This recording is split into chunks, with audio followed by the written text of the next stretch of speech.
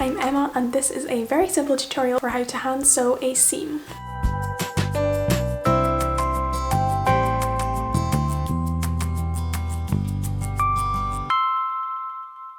So the only two things that you're going to need are a needle and some thread. So the first thing that you want to do is cut your thread. So I measure out thread that's 3 times the length of the seam. Next up, you need to thread the needle, and my preferred method is a finger roll. So this is thread that I have bitten off with my teeth, and you can see it gets a nice little point on it. So I roll the tip of the thread between my thumb and my index finger. Gently reveal the very tip. Rest your needle on your finger and scoop it in there, and you want to basically keep the pressure on, scoop it through with your finger, and your needle is threaded. And I usually pull through about 1/3. Now you want to add a little knot on the end, so when you sew, this kind of holds it tightly in place.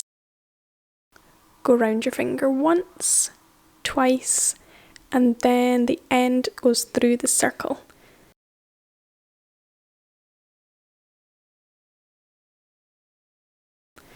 Now push the knot down towards the end of the thread. It's fine if you knot kind of further up, but it's just wasting the string, so I always try to knot it very close to the end. And this is the most fiddly step of sewing, so if you can neatly knot, you're already acing it. And now we're ready to sew.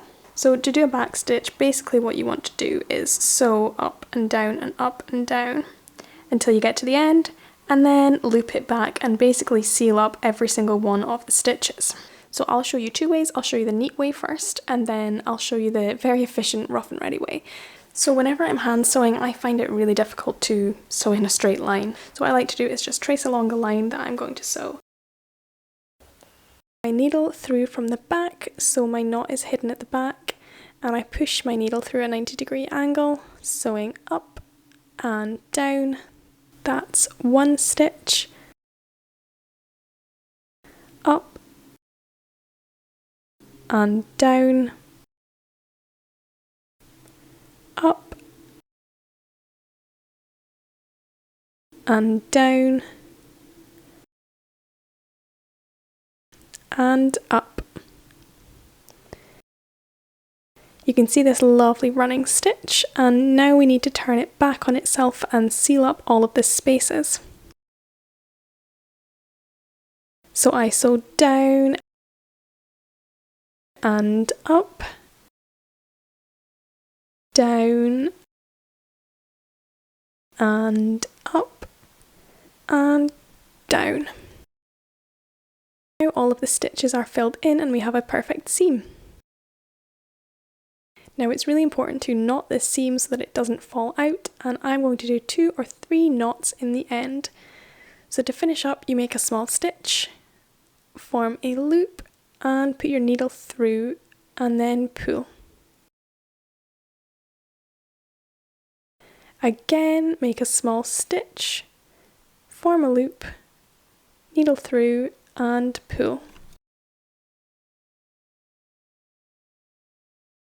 I'll show you the faster and messier option. So again, thread the needle, knot the thread going round once and twice, and then pull the end through. So I squeeze the knot down to the end. So now for the messier and quicker stitch, I keep the needle tip weaving up and down. Don't pull it through until the very end.